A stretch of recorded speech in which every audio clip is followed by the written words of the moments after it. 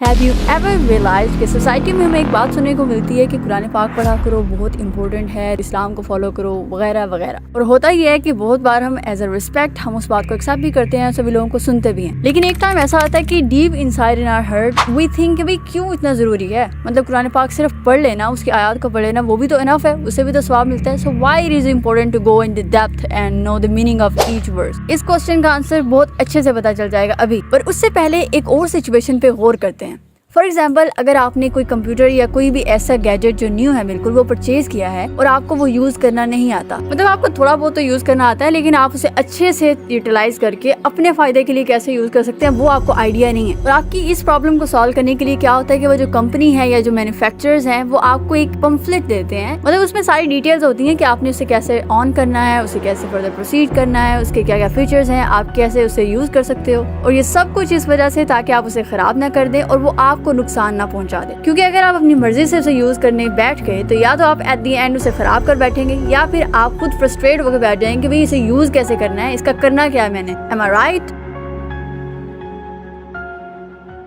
بالکل اسی طرح جب ہمیں اس دنیا میں بھیجا گیا اور ہم سب کو یہ لائف دی گئی تو ہمیں ایکچوئل میں اندازہ نہیں تھا کہ یہ کس وجہ سے دی گئی ہے اور ہمیں اسے کیسے یوٹیلائز کرنا ہے. اس زندگی کے سٹارٹ میں ہمیں کچھ حد تک تو اندازہ تھا کہ ہم کیسے سروائیو کر سکتے ہیں، پر اسے کیسے اپنے فائدے کے لیے یوز کر سکتے ہیں اور اس کا پرپز کیا ہے اس کے بارے میں ہمیں بالکل بھی نہیں پتا تھا. تو وہ ذات جس نے ہمیں تخلیق کیا، جس نے اس پوری کائنات کو بنایا، اس سے بہتر کون جان سکتا ہے کہ اس لائف کا اور اس دنیا کا کیا پرپز ہے، اسے کس طرح ہم یوز کر سکتے ہیں. اور ہماری اسی پرابلم کو سالو کرنے کے لیے ہمارے پروردگار نے ہمیں انبیاء کی شکل میں اور اپنے رسول کی شکل میں اور ہمیں ایز اے امت آف پروفیٹ صلی اللہ علیہ وسلم ایک بک دی گئی جسے ہم قرآن کہتے ہیں. Now listen. یہ پوری سٹوری بتانے کا آپ کو جسٹ ایک مقصد تھا کہ آپ کو بتا سکوں کہ یہ جو بک ہے it's not something to keep in your house just for برکہ، it was something that came from the creator of this whole universe, تاکہ ہمیں پتا چل سکے کہ اس پورے یونیورس کو یوز کیسے کیا جا سکتا ہے، اس پوری ورلڈ کو، اس زندگی کو جو ہمیں دی گئی ہے، اس کو بجائے ہم اسے خراب کرنے کے بجائے اس کے کہ ہم ایٹ دی اینڈ ہم فرسٹریٹ ہو کے بیٹھ جائیں، ہمیں ایکچوئل میں اسے یوز کیا کر سکتے ہیں، ابھی اس کے ساتھ کرنا کیا ہے. اور اس کی ایگزامپل آپ بڑے ایزیلی اپنے سراؤنڈنگ میں دیکھ سکتے ہیں کہ وہ لوگ جنہوں نے قرآن پاک کو ایکچوئل میں گائیڈنس کے لیے یوز کیا، صرف وہ بک نہیں سمجھا جو جسٹ تعظیم کے لیے یا برکت کے لیے اپنے روم میں سجا کے رکھ دیتے ہیں، بلکہ انہوں نے اس کو گائیڈنس یا ٹپس، وہ اسٹریٹجیز سمجھا جو ایکچوئل میں اللہ تعالیٰ کی طرف سے آئی ہیں. کیونکہ اگر ایز اے کامن سینس ہمیں اتنی سینس ہے کہ ہم کسی بھی نیو مشین یا نیو گیجٹ کو یوز کرنے کا طریقہ،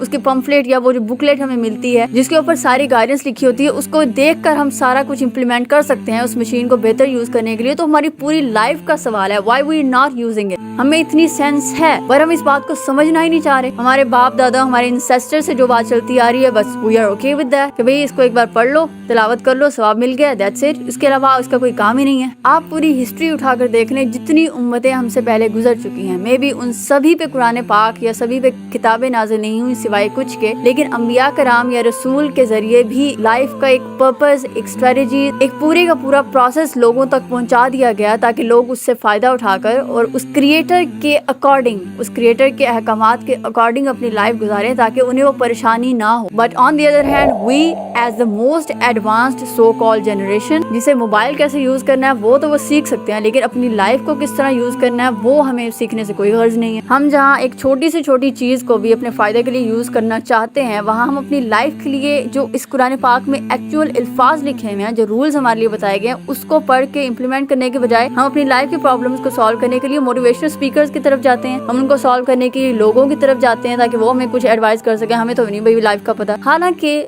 وہ لوگ آپ کو کیا لائف کو صحیح یوز کرنے کا بتا سکتے ہیں جو کہ خود ایک کریچر ہے. آپ یہ کیسے ایکسپیکٹ کر سکتے ہیں کہ جس ذات نے، جس کریٹر نے پوری یونیورس بنائی ہے، جس کے قبضے میں آپ کی لائف ہے، جس نے آپ کو بنایا ہے، جس کو یہ معلوم ہے کہ آپ میں کیا خامیاں ہیں، کیا کمزوریاں ہیں، کیا پروز ہیں، کیا کونس ہیں، آپ کی لائف میں کیا پرابلمز آنے والی ہیں، ان کے سولوشنز کیا ہیں، اس ذات سے بہتر آپ کو کیسے کوئی گائیڈ کر سکتا ہے. اور آن دا ٹاپ آف دیٹ اگر گائیڈنس کی طرف ہم جاتے بھی ہیں، کچھ حد تک اگر ہمیں سمجھ بھی آتی ہے کہ ہاں بھی اللہ تعالیٰ کے بتائے ہوئے راستے پہ چلنا ہے، so instead of focusing by our self, بجائے اس کے کہ ہم خود قرآن پاک پڑھیں، لوگوں کی طرف رجوع کرتے ہیں کہ وہی ہمیں بتا دیں تو بتا دیں، بھئی ہمارے پاس اتنا ٹائم نہیں ہے کہ ہم خود پڑھ سکیں. اور اس کے بعد ایک اور ایکسکیوز کیا جاتا ہے کہ بھئی قرآن پاک کو ڈائریکٹ مت پڑھنا کیونکہ کنفیوز ہو جاؤ گے، آپ گمراہ ہو جاؤ گے. Who have said it؟ भाई जितने भी लोग मुसलमान हुए और जितने भी लोगों ने इस्लाम की तरफ चलने की कोशिश की, उन सभी को ये एडवाइस की गई स्टार्टिंग से ही कि आप खुद कुरान पाक का मुतालिया करें, आप खुद इस्लामिक एजुकेशन का, इस्लाम में जो जो अहकामात बताए गए हैं, चाहे वो अहादीस हैं, चाहे वो कुरान पाक है, वो खुद पढ़ें। और आपके लिए इस कंफ्यूजन को दूर कर दूं कि कुरान पाक में डेफिनेटली ये अल्फाज हैं कि इसी कुरान पाक के अल्फाज से लोग मजीद गुमराही में भी जाएंगे, लेकिन वो उन लोगों का कहा गया जो शक के साथ आकर कुरान पाक को पढ़ते हैं, जो कुरान पाक में गलतियां तलाश करने की नीयत से कुरान पाक को पढ़ते हैं, और वो जो इस नीयत से पढ़ते हैं कि मैंने कम्पीट करना है, इससे मैंने कोई ना कोई इसमें खामी तलाश करनी है। क्योंकि उसी के साथ अल्लाह ताला ने ये भी अल्फाज मेंशन किए हैं कि वो लोग जो इस नीयत से आते हैं कि अल्लाह ताला के अहकामात को जाने और उस पर अमल करने के लिए और उसको सीखने के लिए, अपने दिलों को रोशन करने के लिए आते हैं, उनके लिए बेशक हिदायत है। Like those people do effort for their selves. बाकी ये एक्सक्यूज कहीं नहीं है कि अल्लाह ताला ने कहीं भी कहा हो कि लोग डायरेक्ट पढ़ेंगे। आप सल्लल्लाहु अलैहि वसल्लम ने बताया कि भाई डायरेक्ट पढ़ोगे तो आप कंफ्यूज हो जाओगे। It's nothing like that. Quran पाक जो है वो आपके दिल को रोशन करता है। सो दिल जब रोशन होता है, इट मीन्स कि उसमें इस्लाम या कुरान या अल्लाह ताला की मोहब्बत पैदा होती है। So how you can think कि जिस दिल में, जिस जगह पर अल्लाह ताला की मोहब्बत मौजूद है, कैसे वो आपको गुमराही की तरफ राग़िब कर सकता है? Like it doesn't make any sense. So be careful about what kind of fake advice you get from someone. और कुरान पाक को पढ़ने के साथ साथ कोशिश करेंगे आप सल्लल्लाहु अलैहि वसल्लम की लाइफ को स्टडी करें, बिकॉज हमें जब कोई नॉलेज मिलती है किसी से, उसकी प्रैक्टिकल इम्प्लीमेंटेशन पता होना या उसके प्रोज और कॉन्स पता होना बहुत जरूरी है। And that's what we get from the life of our profit सल्लल्लाहु अलैहि वसल्लम, and that will make your life a lot more easy. So my brother and my sister's, इस बुक को जस्ट ताज़ीम की चीज समझ कर रख देने से बेहतर यही है कि आप इसको पढ़ें, ताकि अल्लाह ताला आपको उन लोगों में शामिल करे जिन्होंने कुरान पाक की आयत पे गौर व फिक्र किया। और बेशक वो ज़ात आपके दिलों में इस एबिलिटी को पैदा करने वाला भी है, जिससे ना सिर्फ आप इसको पढ़ेंगे बल्कि आपको एक्चुअल में समझ भी आएगी कि what is the purpose of each and every single word that is being said in Quran.